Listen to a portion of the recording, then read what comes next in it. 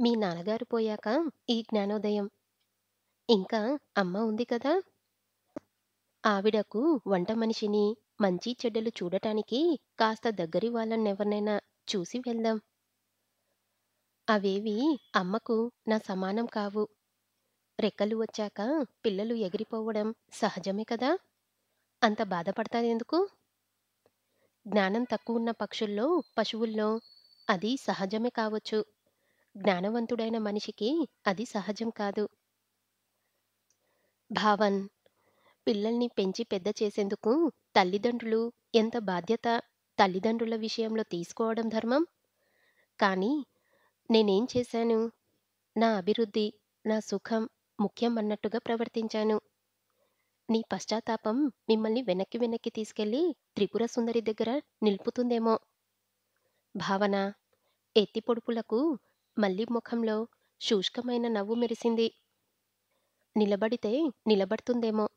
కానీ ఇప్పుడా విషయంలో నేనేమి చెయ్యలేను కదా!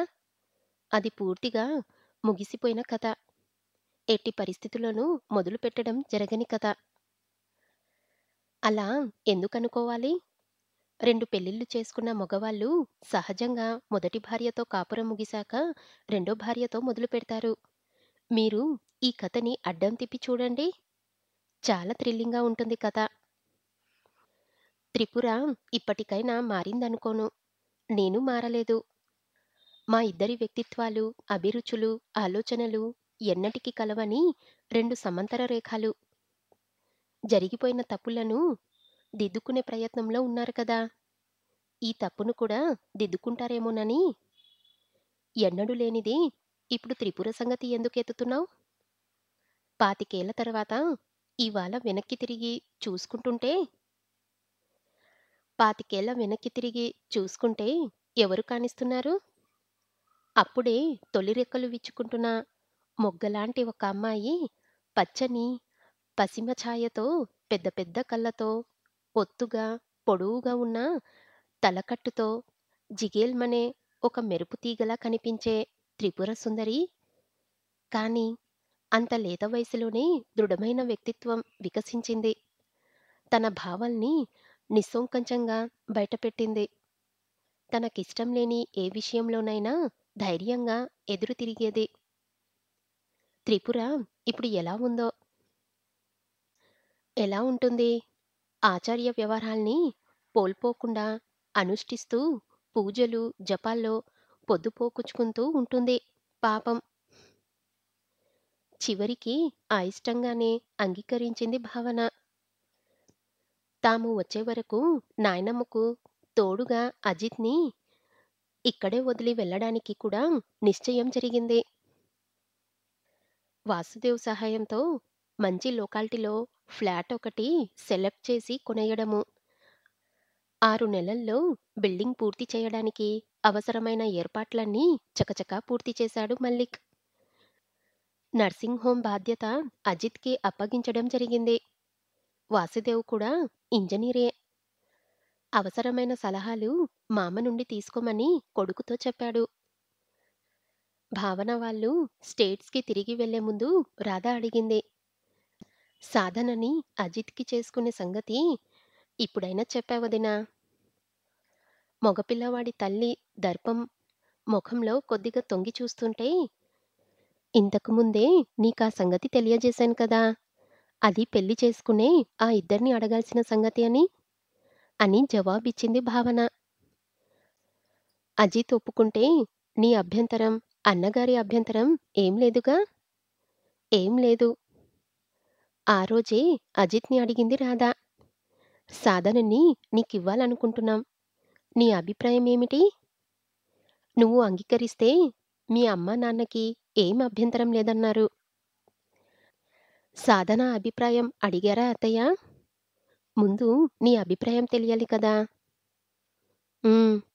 మీ అమ్మాయికి మీరు చేస్తున్న పెళ్ళికి ముందు అభిప్రాయం తెలుసుకోవాల్సింది మీ అమ్మాయినే. తన అభిప్రాయం తెలిసాకే నన్నడగండి. తను ఇష్టపడుతుందనుకో, అప్పుడు నీ అభిప్రాయం ఏమిటి? అబ్బే! అదేం లాభం లేదత్తయ్య. మీరు ఎంత తెలివిగా ప్రశ్న వేసినా ముందుగా నా అభిప్రాయం బయట పెట్టనిచ్చలేరు. సాధన ఏమందో తెలిసాకే నా అభిప్రాయం చెప్పడం. అజిత్ గడుసుగా నవ్వాడు. అజిత్ మాట్లాడుతుంటే ఇక్కడ అందరికీ తమాషాగా ఉంటుంది. తెలుగు బాగా మాట్లాడటం నేర్చుకోవాలన్న తాపత్రయంతో ఎప్పుడూ తెలుగులోనే మాట్లాడుతుంటాడు.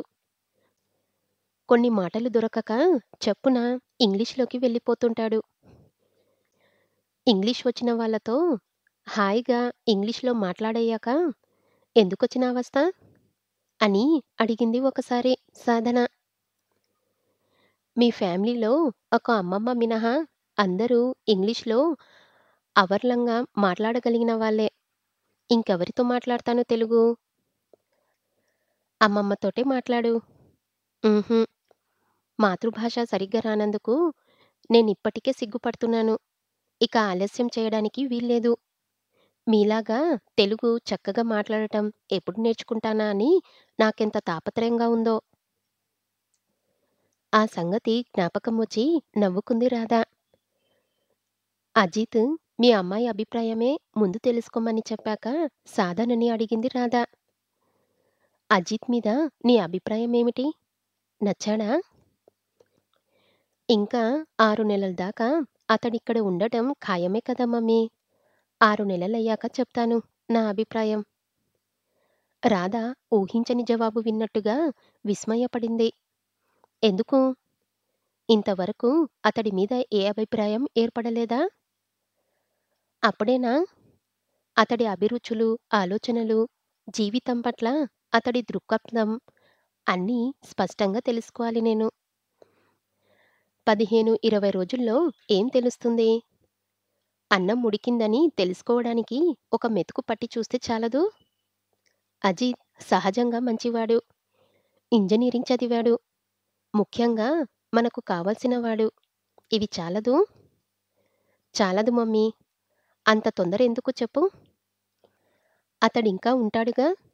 అభిప్రాయాలు, అభిరుచులు అన్నీ కలిసి దంపతులమైతే మా జీవితాలు సాఫీగా సాగుతున్నాయన్న గ్యారంటీ ఏర్పడినాడే. అతడితో పెళ్ళికి అంగీకరిస్తాను. నీకు అన్నీ కలిసి అన్నీ నచ్చినవాడే కావాలంటే నీకీ జన్మలో పెళ్లి కాదు. తల్లికి కోపంగా వచ్చినా స్థిరంగానే జవాబిచ్చింది సాధన.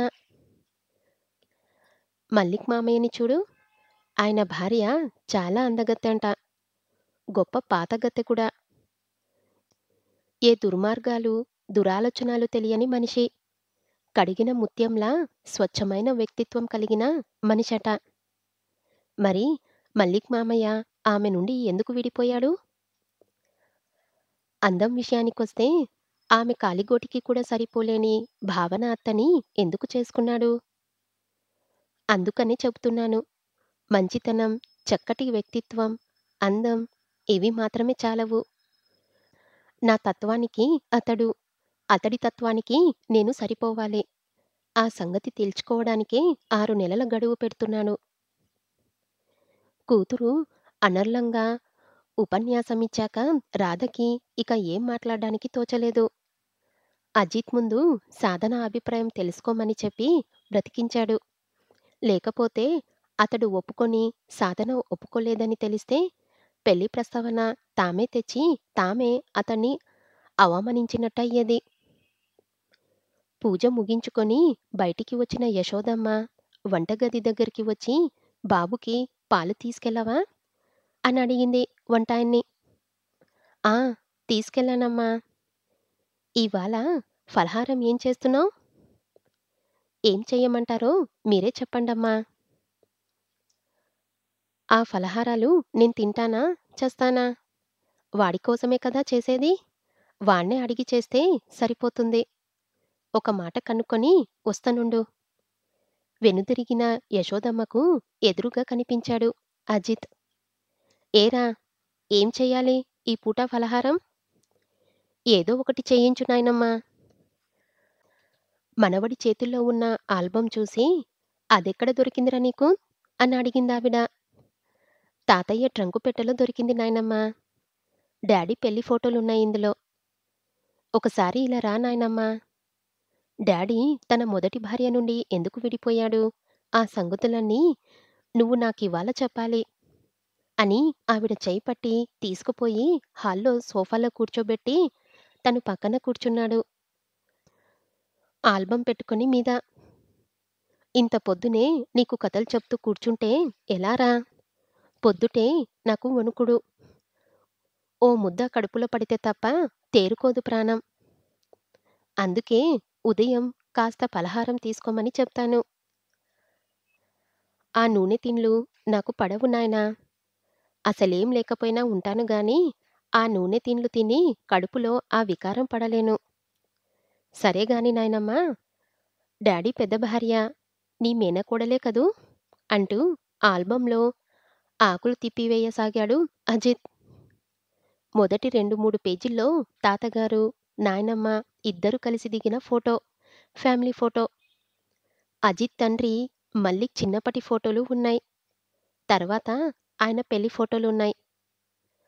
మాంగల్యధారణ జరుగుతుంటే తీసిన ఫోటో చూస్తుంటే యశోదమ్మకి ఒకసారి గతమంతా జ్ఞాపకం వచ్చి హృదయం భారమై కళ్ళు చెమ్మగిల్లాయి. పెళ్లి కూతురి వయసు ఎంతుంటుంది నాయనమ్మ పెళ్ళప్పుడు? 10 ఏండ్లు. My God! 10 ఏండ్ల పిల్లకి పెళ్లి. అంత చిన్నప్పుడే ఆడపిల్లకి పెళ్లి చేసి ఏం చేస్తారు? వింతగా అడిగాడు. ఏం చేస్తారని కాదురా వెర్రినాయనా! అది ఆచారం. 8 ఏండ్ల పిల్లకి పెళ్లి చేస్తే కన్యాదాన ఫలం దక్కుతుందని మనలో ఒక నమ్మకం. ఆ పిల్లకి అప్పుడు 10 ఏండ్లయితే మీ నాన్నకి ఎన్నేళ్ళో తెలుసా? 22 ఏండ్లు. My God! ఇద్దరికీ 12 ఏండ్ల తేడా. ఈ కాలంలో ఏమో గాని, ఆ కాలంలో ఇలాంటి పెళ్ళిళ్ళు అతి సాధారణంగా జరిగేవి. మగ పిల్లవాడికి మీసాలు మొలుస్తుంటేనో, మీసాలు మెలిచాకో అతడికి పెళ్లి జరిగితే అతడి వధువుకు ఏ 8 ఏండ్లో ఉండేవి. ఉచ్! చాలా చెడ్డ ఆచారం నాయనమ్మా! తన భార్య తనకంటే 15 ఏండ్లు, 10 ఏండ్లు చిన్న అయితే మామలాగానో, తండ్రిలాగానో ఆమె మీద పెత్తనం చెలాయించాలని అనిపిస్తుందే గాని, భర్తలాగా లాలించాలనిపించదు. మీ నాన్న మీ అమ్మని చూస్తున్న దానికంటే బాగానే చూశాడ్రా మీ తాతయ్య నన్ను. మనవడికి చురక అంటిస్తున్నట్టుగా అంది యశోదమ్మ. ఈ కాలం దాంపత్యం బెటరో, ఆ కాలం దాంపత్యం బెటరో తర్వాత చర్చించుకుందాం గానీ, డాడీ ఆవిడనెందుకు వదిలేశారు? ఆవిడ ఇప్పుడు ఎక్కడుంది? ఎలా ఉంది? ఆ కథంతా చెప్పు నాయనమ్మా! తెలుసుకొని ఏం చేస్తావురా? త్రిపురకి జరిగిన అన్యాయాన్ని నువ్వేమైనా సరిదిద్దగలవా? ఆవిడ వ్యధగా ఒక నిట్టూర్పు విడిచింది. ఆవిడ పేరు త్రిపుర.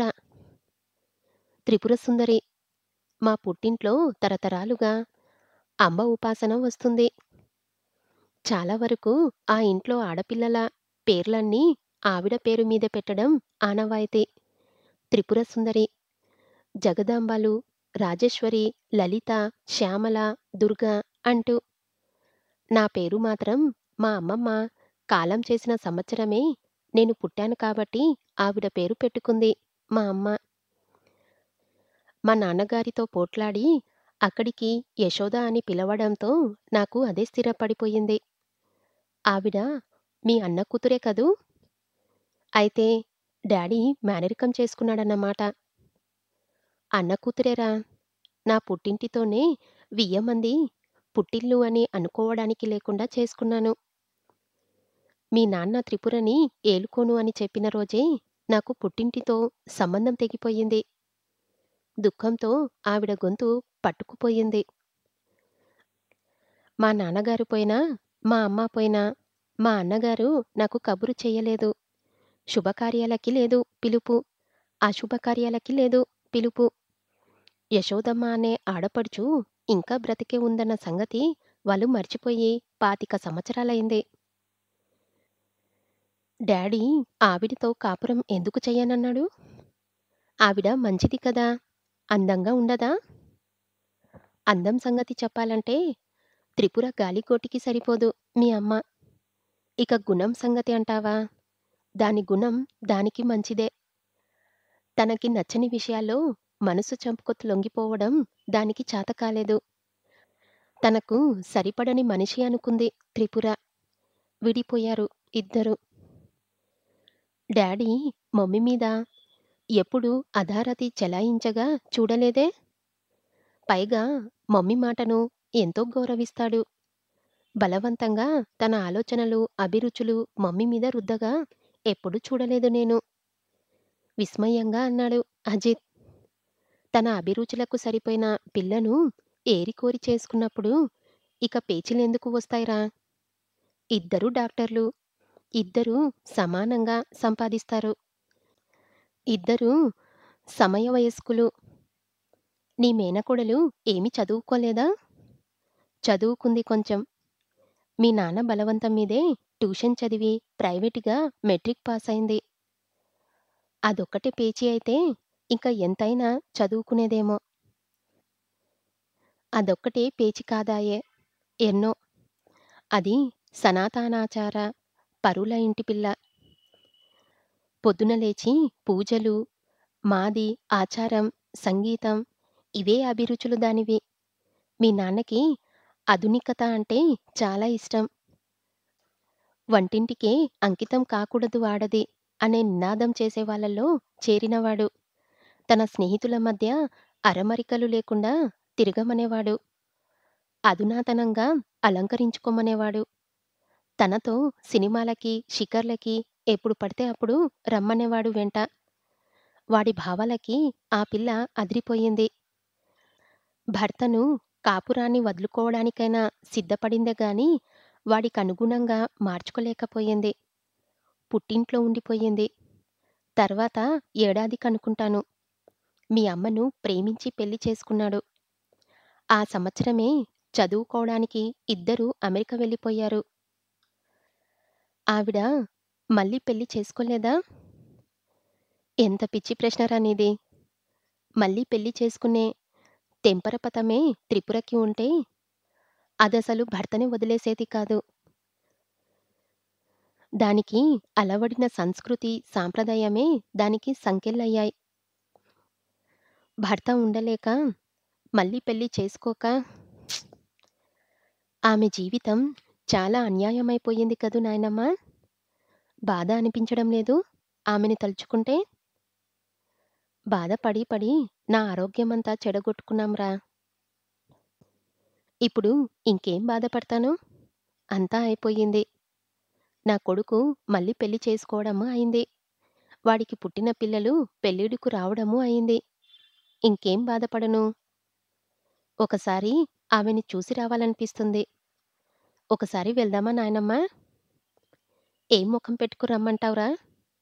ఇదిగో నా కొడుకు పిల్లాడు ఎంత వాడయ్యాడో చూడండి అని చూపుకోవడానికి వెళ్ళనా?